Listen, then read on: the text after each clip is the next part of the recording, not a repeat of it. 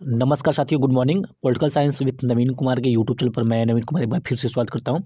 तो आज के इस वीडियो में हम देखेंगे यूजीसी नेट जून 2024 का जो री एग्ज़ाम हुआ था, तो उसी के संदर्भ में एक प्रश्न आया हुआ था कि निम्नलिखित भाषाओं को भारत सरकार द्वारा शास्त्रीय भाषा के रूप में दर्जा देने के कालानुक्रमानुसार व्यवस्थित करें। तो ये प्रश्न रिपीटेड प्रश्न है, ये प्रश्न बार-बार ही आते रहते हैं। तो इसमें जो ऑप्शन दिए थे, वो कन्नड़ था, उड़िया, तमिल, संस्कृत, मलयालम। तो इसी को जो है कि क्रमानुसार लगाना था कि सबसे पहले किस भाषा को, इनमें से सबसे पहले किस भाषा को ऑफिशियल जो शास्त्रीय भाषा यानी क्लासिकल लैंग्वेज के रूप में सबसे पहले किसको दर्जा मिला था, उसके बाद किसे मिला था।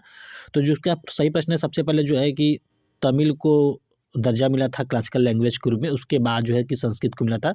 तो सी डी यानी इस प्रकार जो तीसरा ऑप्शन हुआ सही है, C D A E B. तो इसी के व्याख्या को हम देखेंगे। तो ये जो प्रश्न पूछा गया था यूजीसी नेट जून 2024 का जो री एग्ज़ाम हुआ था, 2024 का जो री एग्ज़ाम हुआ था 4 सितंबर को सेकंड शिफ्ट में ये प्रश्न पूछा गया था। तो अगर थोड़ा-सा भी इसके बारे में जानकारी होता है तो बहुत से अभ्यर्थियों का यानी एक एक प्रश्न सही होता और उन्हें 2 नंबर आसानी से मिल सकते थे। क्योंकि इसमें जो है कि अगर एक ऑफिशियल लैंग्वेज का आपको पता होता कि कौन से सबसे पहले मिला था, तो आसानी से इस प्रश्न को सॉल्व किया जा सकता था। तो सबसे पहले तमिल को मिला था, तो तमिल केवल एक ही ऑप्शन यहाँ पे सी है, तो इस प्रकार ये सही होता है। तो दोस्तों political science with Naveen Kumar के इस यूट्यूब चैनल पे अगर आप सब्सक्राइब नहीं किए हैं तो इसको जल्द से सब्सक्राइब कर लें। साथ ही साथ इस अगर वीडियो पसंद आता है तो उसको लाइक अवश्य करें। तो मैं नवीन कुमार पॉलिटिकल साइंस में 3 बार जो है कि पॉलिटिकल साइंस में ही नेट क्वालिफाई हुआ हूँ। तो ये जो वीडियो है, ये वीडियो नंबर तीसरा होगा। अगर 2 वीडियो आपने देखना है तो आप जाके देख सकते हैं। इस वीडियो के डिस्क्रिप्शन बॉक्स में उसका लिंक है, दोनों ही वीडियो का है। तो ये वीडियो नंबर 3 है, शास्त्रीय भाषा का ये वीडियो है। अगर आपको पसंद आता है तो उसको ज़रूर से लाइक करें। तो सबसे पहले इसके बारे में चर्चा क्यों की जा रही है, क्योंकि अभी हाल ही में भारत सरकार द्वारा जो है कि 5 भाषाओं को शास्त्रीय भाषा के रूप में मान्यता मिली है। तो इसलिए ये खासा चर्चा में है। हो सकता है कि दिसंबर वाले एग्ज़ाम में आपसे पूछ ले। तो वर्ष 2004 में ये क्लासिकल लैंग्वेज के बारे में है, क्लासिकल लैंग्वेज अर्थात शास्त्रीय भाषा। तो वर्ष 2004 में भारत सरकार ने प्राचीन विरासत को स्वीकार करने और संरक्षित करने के लिए भाषाओं को जो है कि शास्त्रीय भाषा के रूप में नामित करना शुरू किया। तो 2004 की ये कहानी है, 2004 में शुरू हुआ है।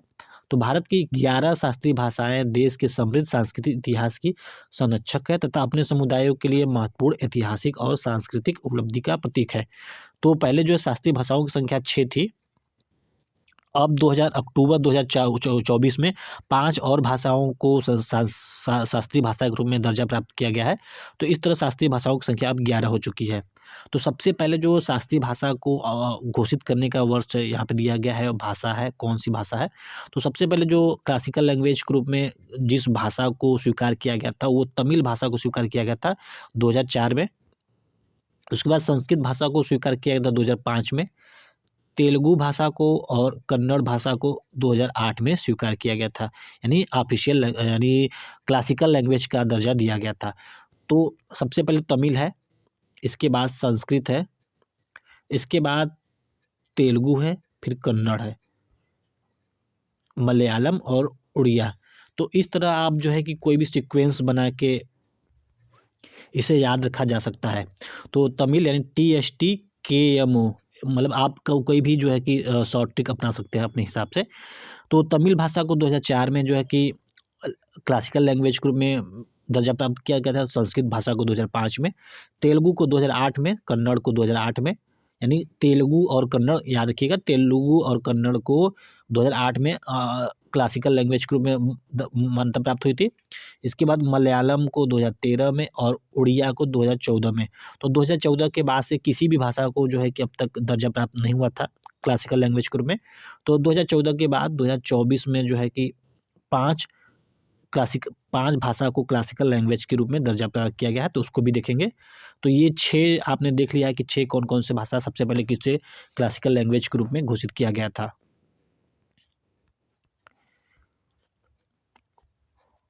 तो भारत में जो है कि 6 भाषाओं को वर्ष 2014 से 2024 तक शास्त्रीय भाषा का दर्जा प्रदान किया गया था। तो इसको आप जो है कि एटलीस्ट सेंटेंस के रूप में याद रखें। तो क्योंकि आज जो है कि इस पैटर्न जो बदला है, बदलते पैटर्न में नेट में जो है कि सेंटेंस में प्रश्न पूछा जाएगा। इसमें प्रश्न पूछ सकता है कि 2004 से 2014 के बीच 6 शास्त्रीय भाषाओं को शास्त्रीय भाषा के रूप में दर्जा प्राप्त तब किया गया है।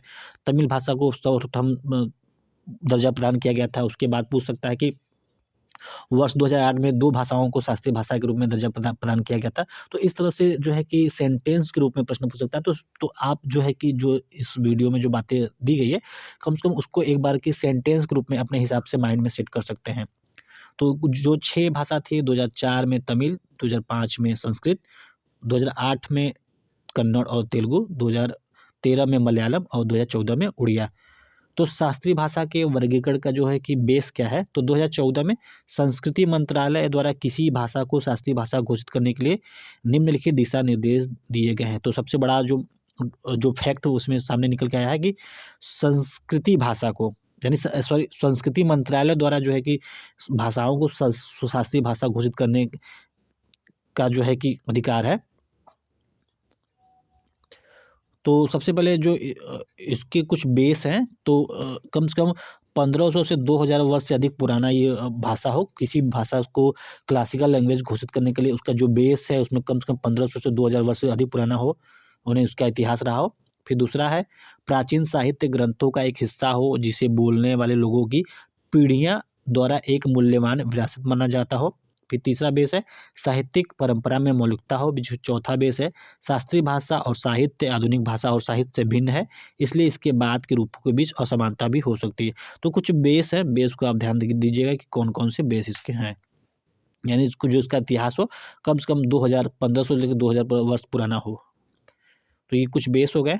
और आपने इधर देखा कि किस किस भाषा को किस वर्ष क्लासिकल लैंग्वेज के रूप में दर्जा प्रदान किया गया है। तो अब उन भाषाओं के चलते हैं जो अभी अक्टूबर 2024 में प्रदान किया गया है। तो 6 भाषाएं थी 2014 तक।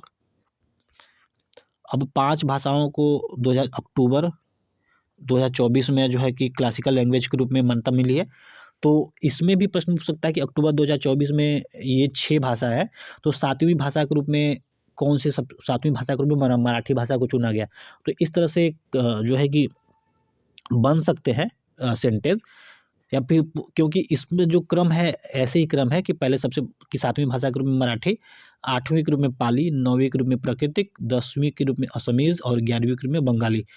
तो इस प्रकार से क्रम 7वीं भाषा के रूप में जो मराठी है उसको पूछ सकता है कि 7वीं भाषा के रूप में मराठी भाषा को स्वीकृति प्रदान की गई। तो 3 अक्टूबर 2024 को ही सभी भाषाओं को स्वीकृति प्रदान की गई है। तो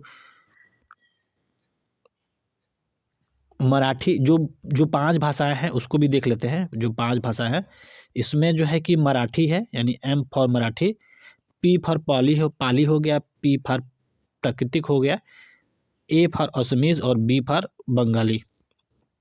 तो ये 5 आप याद रखिएगा, MPPAB, यानी ए बी आप आसानी से याद रख सकते हैं, असमीज और बंगाली, क्योंकि असम के बाद यानी बंगाल के बाद जो है कि असम का इलाका पड़ता है, तो बंगाल और असम एक साथ हो गए।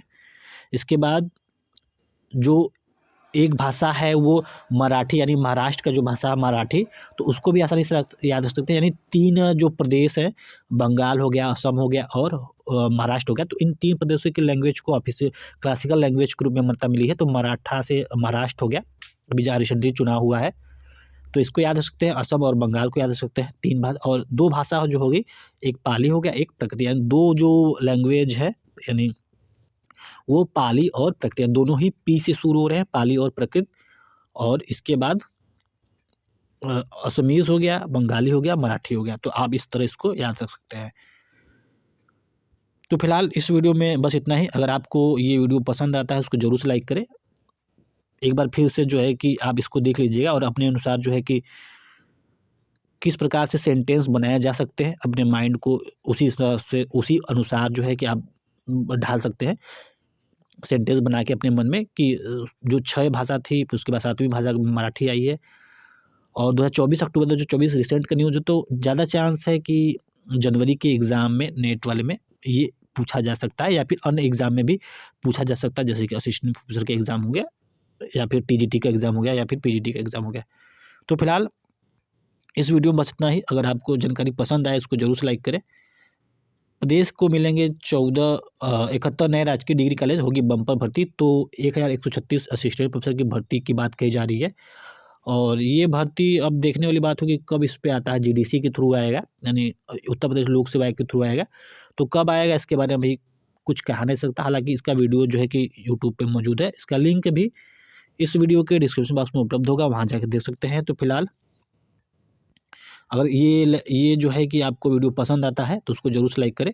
इसी तरह जो अगला जो वीडियो होगा वो भी यूजी नेट के थ्रू यूजी नेट के रिगार्डिंग होगा, कि जो प्रश्न आ चुके हैं उसी का विश्लेषण होगा, ताकि आपको अगर आने वाले समय में, क्योंकि ये रिपीटेड प्रश्न होते हैं, अगर आने वाले समय में इस तरह इससे संबंधित कोई प्रश्न पूछा जाता है तो आप उसे आसानी से टैकल कर सकें। तो फिलहाल इस वीडियो में बस इतना ही, मिलते हैं अगले वीडियो में। जाते जाते एक लाइक अवश्य करें। नमस्कार।